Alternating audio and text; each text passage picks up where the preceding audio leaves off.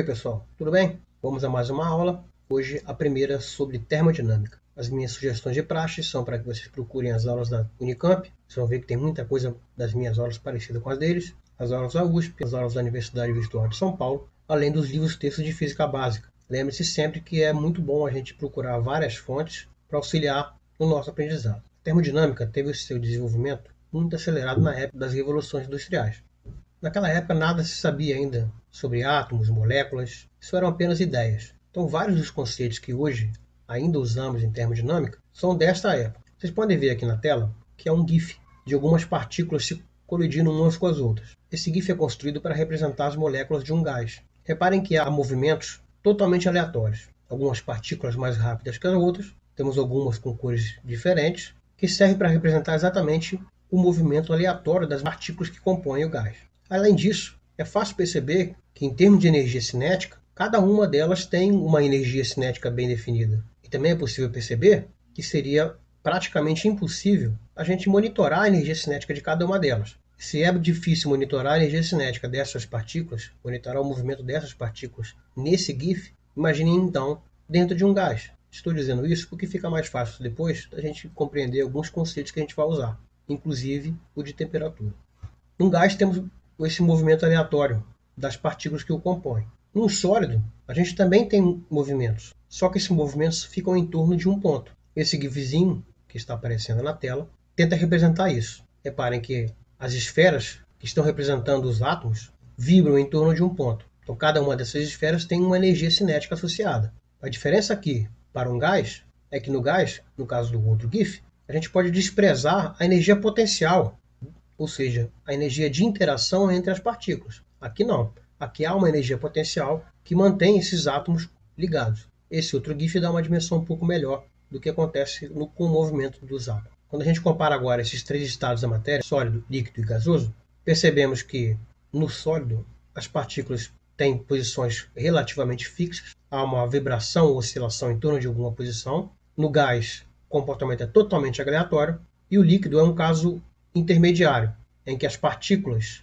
se movimentam numa região um pouco maior, elas não estão fixas numa posição, há um comportamento aleatório, mas há um potencial que liga essas moléculas, de tal forma que a densidade é muito maior, então o líquido se molda ao recipiente, conforme a gente viu na aula de hidrostática e hidrodinâmica. Bom, a gente pode dizer que a termodinâmica trata de sistemas com um número de partículas extremamente grandes. A termodinâmica em si é uma análise macroscópica e fenomenológica, conforme eu comentei quando eu falei do desenvolvimento durante as revoluções industriais. Mas o desenvolvimento da teoria em si se deu com a física estatística, em que princípios físicos e toda uma estatística foi desenvolvida para dar conta da explicação dos fenômenos microscópicos e macroscópicos. Em outras palavras, a física estatística, que ajuda a análise microscópica, tem que dar conta das observações macroscópicas explicadas pela termodinâmica. Então, neste curso, a gente vai até comentar alguma coisa sobre uma ou outra análise microscópica, mas vamos nos ater aos conceitos de temperatura, calor e entropia, e tecer alguns comentários sobre aplicações, como refrigeradores, condicionadores de ar, ou seja, máquinas térmicas. Antes da gente falar de temperatura, precisamos separar alguns conceitos. No nosso dia a dia é muito comum a gente dizer que está calor ou está frio, mas isso é um conceito relativo. Esse calor que a gente usa não é exatamente o calor que é a quantidade de energia que a gente usa em termodinâmica. Quando a gente diz que está calor ou está frio, estamos nos referindo à sensação térmica. Então, a pessoa em Friburgo provavelmente é muito mais sensível ao calor do que a pessoa no Rio de Janeiro. E uma pessoa no Rio é muito provavelmente mais sensível ao frio do que uma pessoa de Friburgo. Mas há uma quantidade que é igual nos dois lugares, que é a temperatura. Então, a sensibilidade a essa temperatura que muda. Quando a gente fala em calor dentro da termodinâmica, a gente está falando de energia térmica. Essa energia térmica tem a ver com a energia das partículas que compõem o gás ou das moléculas que compõem o material. A gente está falando exatamente das energias cinéticas e da energia potencial. No caso de um gás ideal, conforme a gente vai ver mais à frente, as partículas não têm energia potencial, não tem interação entre elas, o que não pode ser assumido dentro de um líquido ou um sólido. Outra coisa importante de se comentar é que todas as nossas análises serão feitas diante de um equilíbrio térmico. Vamos imaginar que temos dois sistemas grandes, ou seja, com um grande número de partículas que estão em contato térmico. E o que a gente chama de configuração mais provável é uma configuração de energia dessas partículas que representa estatisticamente esses sistemas. Essa configuração de energia, ela descreve muito bem o sistema em si, macroscopicamente. E o parâmetro que a gente usa para representar isso é a temperatura. Mais à frente, a gente vai ver que a temperatura está relacionada com a energia cinética média dessas partículas. As escalas mais usadas para medir temperatura no nosso dia a dia é a escala Celsius e a escala Fahrenheit. A Celsius é a mais usada no mundo e a Fahrenheit foi a primeira escala usada em nível internacional. As histórias das escalas podem ser encontradas nesses dois links que estão aí, do Wikipedia. A escala Celsius ela é mais intuitiva. Celsius usou o ponto de fusão de gelo e o ponto de ebulição da água. Dividiu esse intervalo em 100 unidades e montou sua escala. Fahrenheit teve um caminho um pouco mais tortuoso. Na verdade, na época, várias pessoas costumavam construir a própria escala. Fahrenheit teve a ajuda de um dinamarquês e tentou fixar o ponto mais baixo como o ponto de temperatura mais baixa em Copenhague. O ponto mais alto, inicialmente, também era o ponto de ebulição da água. Só que, ao invés de colocar 100, ele colocou 60 como valor. Só que isso trouxe alguns problemas que fez ele alterar um pouco a escala ao longo do tempo. Como eu falei, a história está no Wikipedia e pode ser acessada por vocês. O que nos cabe entender é que o ponto de ebulição da água ou o ponto de fusão do gelo são os mesmos em qualquer lugar, dentro das mesmas condições físicas de pressão e volume. Isso quer dizer que a gente pode usar uma regra de 3 para poder fazer a equivalência entre as escalas. Então aqui nós temos que a relação entre essa distância A e a distância B, ou seja, dada uma determinada temperatura de interesse, a gente pegar essa distância A em relação à distância B tem que ser igual a essa distância C em relação à distância D. Uma simples regra de 3. Fazendo isso, nós temos que TC menos 0 sobre 100 menos 0 tem que ser igual a TC menos 32 sobre 212 menos 32. Isso acarreta nessa expressão aqui, em que a gente tem a conversão de temperaturas na escala Celsius para a escala Fahrenheit. O que dificulta essas conversões é porque o intervalo mínimo de temperatura Celsius é que a equivalência entre o intervalo de temperatura Celsius e Fahrenheit não é o número inteiro,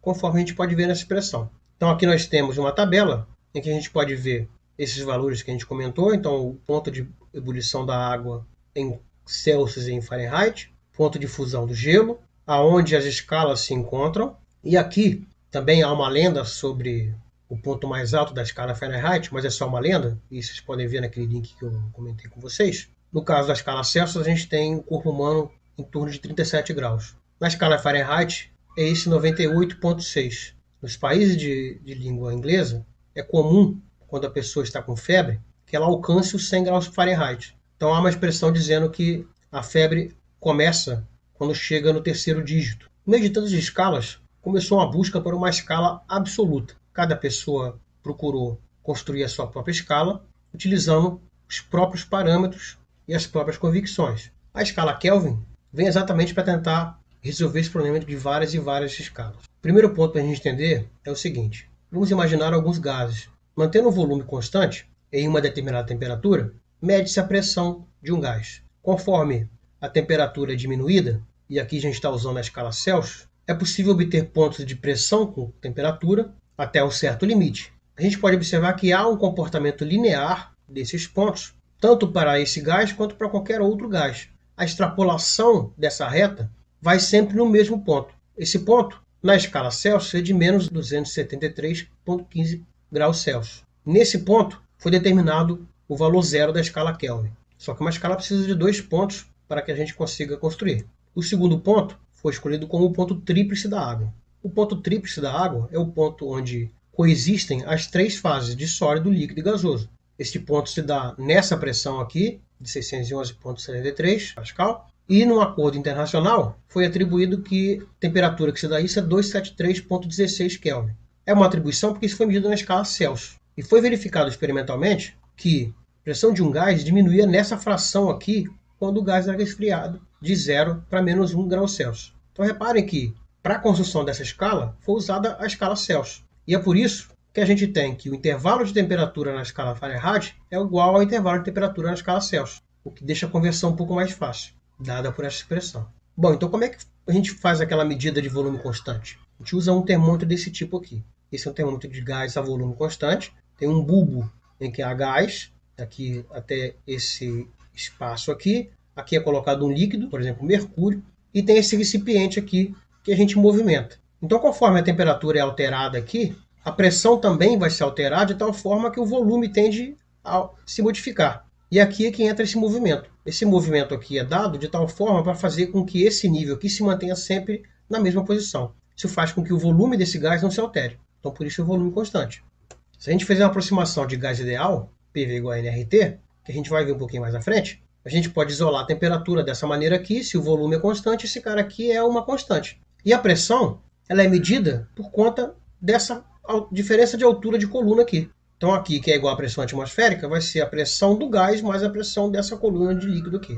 Então, sabendo que há uma relação entre a temperatura e a pressão, essa constante igual a C, então é possível encontrar pares de temperatura com pressão, de tal forma que a gente pode relacionar esses dois pares. Se a gente escolhe o ponto triplo da água como um desses pares, a gente consegue determinar a escala de temperatura em termos dessa pressão medida. E aqui, T3 e P3 são a temperatura do ponto triplo da água e a pressão do ponto triplo da água. Então, no final das contas, a gente consegue trabalhar com várias escalas de temperatura, basta conhecer a relação entre elas. Que o detalhe que eu apresento aqui, na escala Kelvin, a gente não tem grau, a gente simplesmente fala a temperatura Kelvin. Então, aqui é a maneira que a gente tem da gente comparar qualquer uma das escalas propostas às escalas já conhecidas. Esse ponto x1, x2, y1 e y2 são pontos conhecidos na escala. Como eu falei, é muito comum usar a temperatura de fusão e de ebulição da água. Uma outra curiosidade é essa escala de Rankine, que tem uma relação com a escala de Fahrenheit, assim como a escala Celsius com a escala Kelvin. O ponto zero dessa escala de Rankine é o zero absoluto da escala Kelvin. Só que o intervalo de temperatura é igual ao intervalo de temperatura de Fahrenheit. Em todo caso, todas essas medidas de temperatura dependem de um material que seja sensível à variação de temperatura. A esses materiais e sistemas damos o nome de termoscópio. Então, o termoscópio é um sistema no qual alguma propriedade física depende da temperatura. Então, pode ser pressão, pode ser volume, pode ser uma dimensão, pode ser resistência elétrica ou qualquer outra propriedade física. Então, os termômetros que a gente encontra em farmácia, dos mais antigos, de mercúrio, a gente pega a dilatação da coluna de mercúrio para medir a temperatura, porque o volume do mercúrio é sensível à temperatura.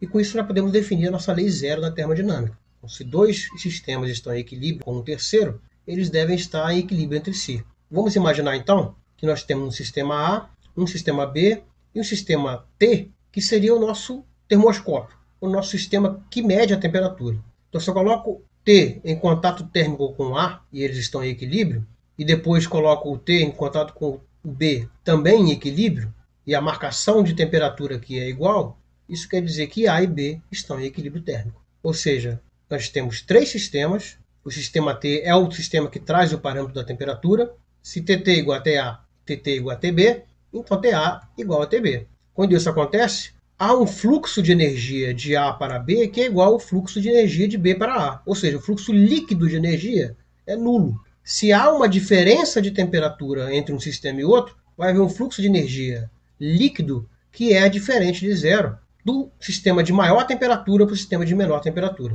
O sistema de maior temperatura é o que tem energia interna maior e ele vai transferir essa energia para o sistema J, de tal forma a entrar em equilíbrio térmico. Para a gente encerrar essa primeira aula, vamos falar de dilatação térmica. A gente acabou de falar de termoscópio, que a gente pode usar algumas propriedades físicas que são sensíveis à temperatura para construir os termômetros. Então vamos ver que realmente a dimensão dos materiais costuma ser sensível à temperatura. Fenomenologicamente falando, a gente observa que a relação entre a variação de comprimento e o comprimento é proporcional à variação de temperatura. Essa proporcionalidade é o que dá o coeficiente de expansão linear, ou o coeficiente de dilatação, alfa, que é essa relação aqui, que é sempre constante. Pessoal, é constante para pequenos intervalos de temperatura, não para todo o intervalo de temperatura. Ou seja, um alfa pode ser muito diferente se ele for medido em menos 300 graus Celsius e em mais 300 graus Celsius.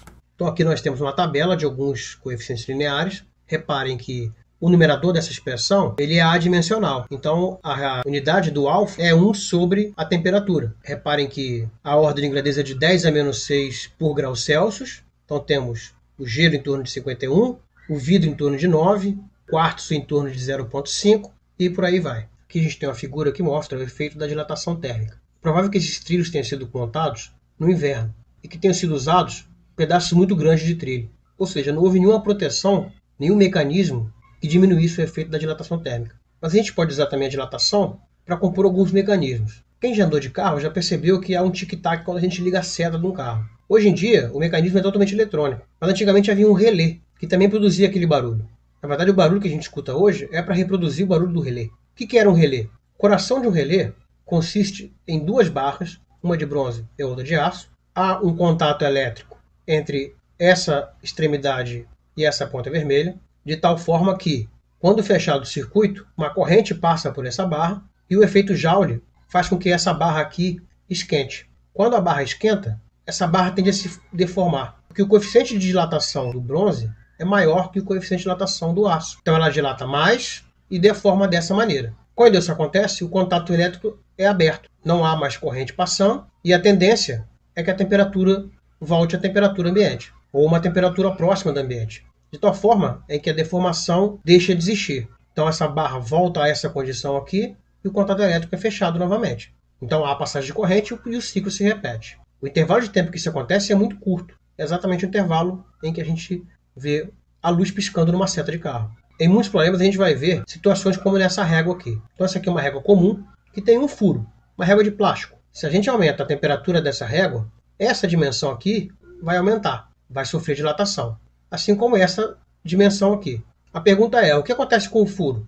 Ele aumenta ou diminui? A resposta é que ele aumenta. É como se a gente aplicasse uma ampliação fotográfica. A dilatação se dá por conta do movimento maior dos átomos que compõem a régua, então o diâmetro tende a aumentar e não a diminuir. Pô, a gente falou da expansão linear, a gente também tem uma expansão volumétrica. Vamos imaginar um cubo. Esse cubo tem volume, L é o cubo, onde L é a aresta do cubo. A variação de volume a gente pode escrever como essa derivada parcial aqui, já que V é função de L. Então essa derivada aqui fica 3L ao quadrado. E se a gente usar o mesmo raciocínio para a expansão linear, então a gente vai ter um beta vezes ΔT, que tem que ser igual a um ΔV sobre V0. ΔV a gente acabou de tirar dessa derivada aqui, fica 3L0 ao quadrado ΔL, e aqui L0 ao cubo. Cortando esses L0 aqui, a gente chega a essa relação de ΔL sobre L0, que é o próprio alfa.